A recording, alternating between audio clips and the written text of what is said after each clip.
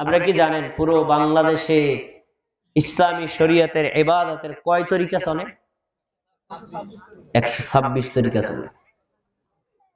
126টা তরিকা পর্যন্ত চলে। অথচ আমাদের আল্লাহ কয়জন, নবী কয়জন, তরিকা হবে কয়টা? বাকি 125টা বানাইছে কে? 125টা বানাইলো কে? আমরা জীবনে কোনোদিন এই বিষয়টা কল্পনা করলাম না, কোনোদিন ভাবলাম না।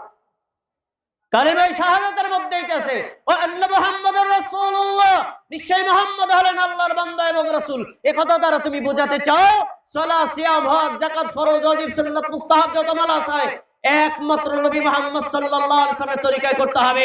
তার তরিকার বাইরে পীরের তরিকা, বুজুর্গের তরিকা, আলেমের তরিকা, এলাকার তরিকা, দেশের তরিকা, দশের তরিকা, পিরোজপুরের তরিকা, মাদারীপুরের তরিকা, ইংল্যান্ডের তরিকা, আমেরিকার তরিকা, সৌদি আরবের তরিকা, কোন তরিকা চলবে না। একটাই ইসলামের তরিকা, তরিকায়ে মুহাম্মদ সাল্লাল্লাহু আলাইহি ওয়াসাল্লাম। কষ্টের কথা বলি, যেখানে আমি বয়ান করতেছি এই মসজিদের নাম কি? দারুস সুন্নাহ মসজিদ এবং মাদ্রাসা। এই মসজিদ মাদ্রাসার ব্যাপারে আপনাদের অনেক কমেন্ট আছে, জানিয়ে একটা কমেন্টের উত্তর দিয়ে দিই, ভাই আপনারা কার মতো নামাজ পড়েন? আমাদের মতো মিলে না যে উত্তর বলেন তো, সবাই কার মতো পড়েন? আমরা সবাই বলেন কার মতো পড়েন?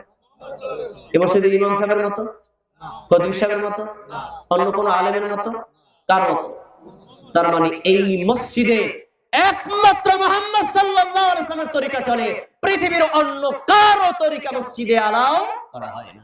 এখন এই এক তরিকে মানলে যদি আপনি আমার উপর খুশি হন তাও আলহামদুলিল্লাহ, বেজার হলেও আলহামদুলিল্লাহ। আমরা এক নবী মুহাম্মদ সাল্লাল্লাহু আলাইহি ওয়াসাল্লামের তরিকা ব্যতীত অন্য কোন তরিকায় আমল। আমি কিসের পরিচয় দিচ্ছি মনে আসেনি?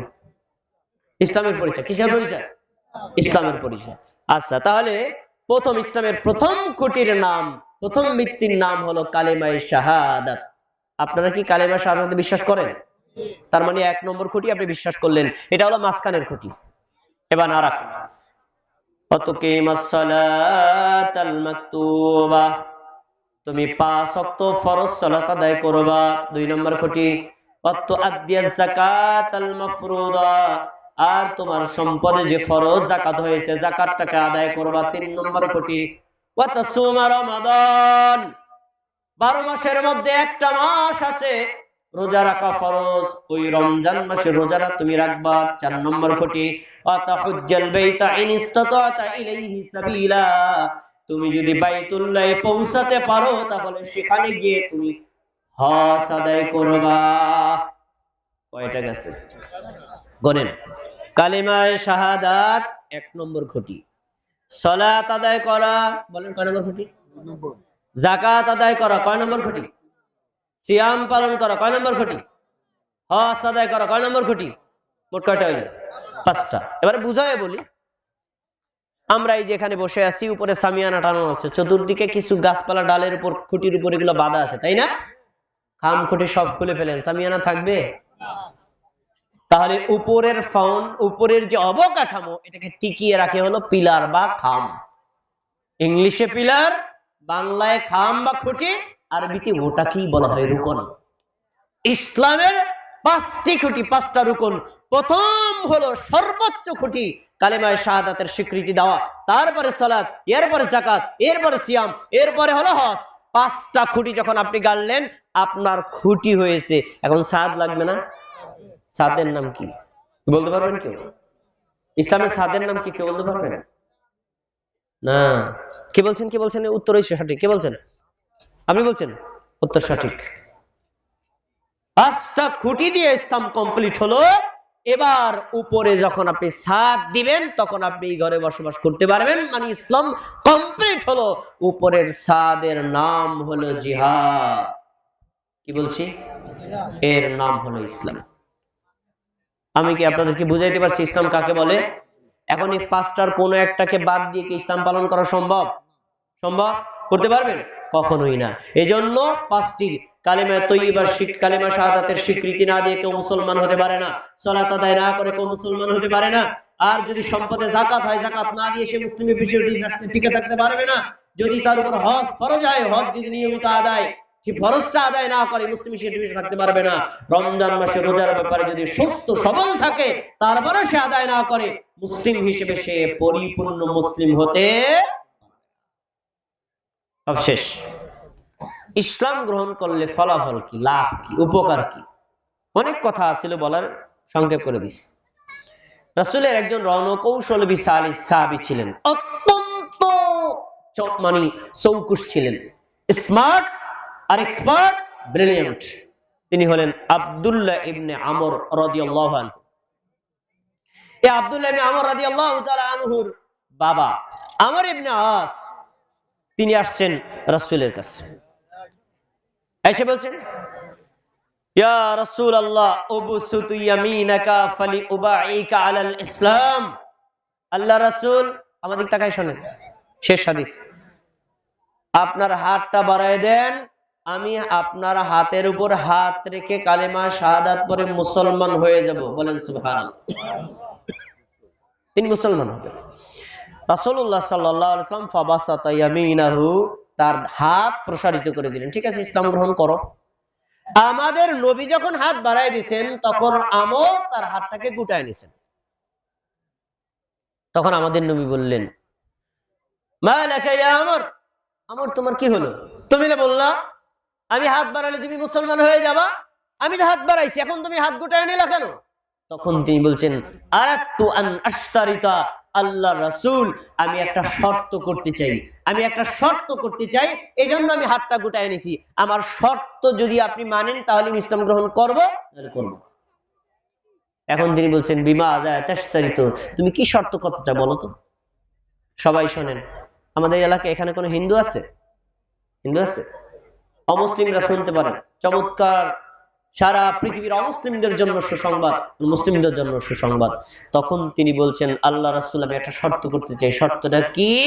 শর্ত হলো এই, আয়ুগফারালি, আমি যদি মুসলমান হই তাহলে আমার ইতিপূর্বে যত অপরাধ আছে এই অপরাধগুলো ক্ষমা করা হবে কি? তখন আমাদের নবী মুহাম্মদ সাল্লাল্লাহু আলাইহি ওয়াসাল্লাম বললেন, আমা আলিমতা ইয়া আমর, আমর তুমি কি জানো না আন্নাল ইসলাম ইয়াহদিমু মা কানা ক্বাবলা, কোন ব্যক্তি যদি তার বয়স 100 বছর হয়, 100 বছরের যদি সে 1000 খুন করে,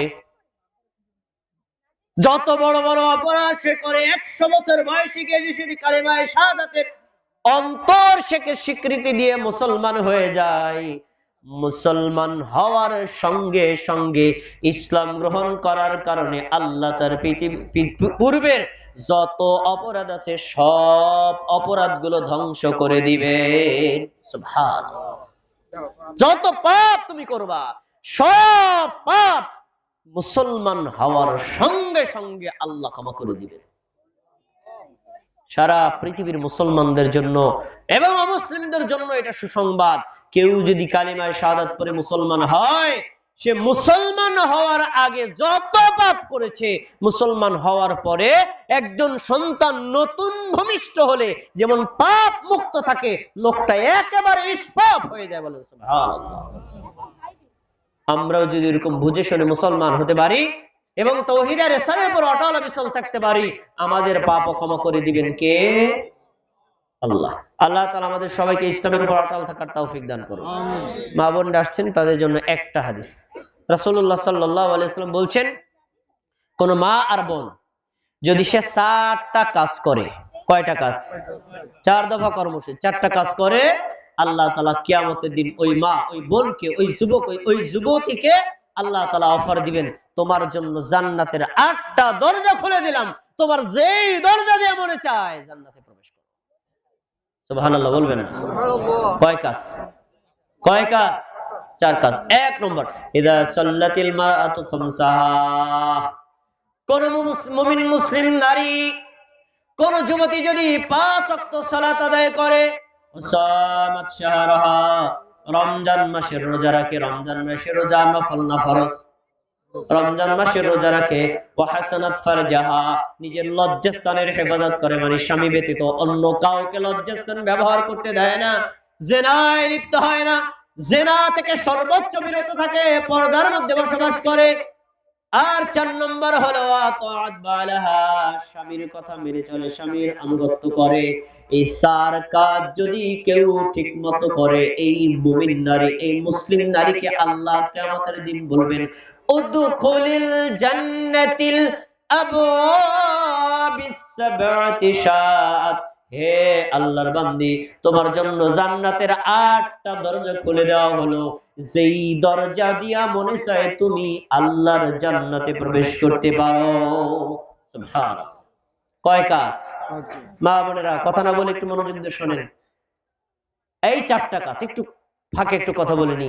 আপনারা বলেন তো, জান্নাতে যাওয়া নারীদের জন্য সহজ না পুরুষের জন্য সহজ? আর জান্নাতের যাওয়া পুরুষের জন্য কঠিন, নারীর জন্য বেশি সহজ। কিন্তু জান্নাতে নারী বেশি না পুরুষ বেশি? জাহান্নামে নারী বেশি না পুরুষ বেশি?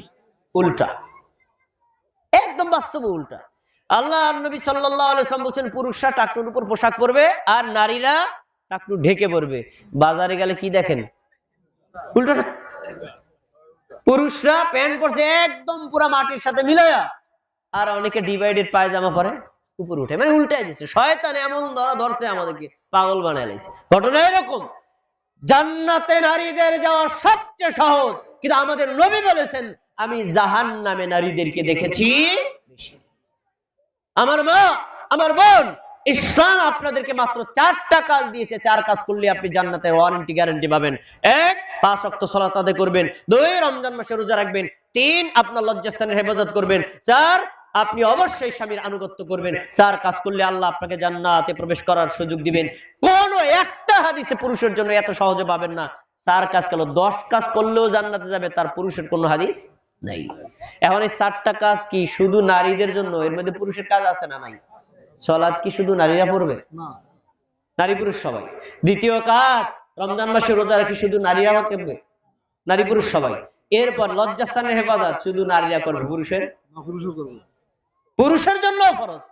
আর 4র্থ নম্বর কাজটা, এটা নারীদের জন্য আলাদা, সে স্বামীর আনুগত্য করবে। পুরুষের জন্য একটা সম্পূর্ণ কাজ আছে।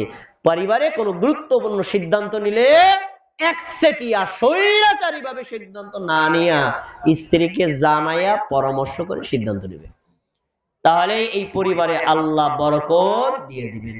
এতক্ষণ পর্যন্ত ঈমান আর ইসলাম সম্পর্কে কোরআন এবং সুন্নাহর আলোকে যত কথাগুলো শুনেছি, আল্লাহ তাআলা আমাদের এবং আমাদের মা বোনদের প্রত্যেকটা কথা হৃদয়ে ধারণ করে আমল করার তৌফিক দান করুন। আমিন। আমাদের এই আজকের জলসা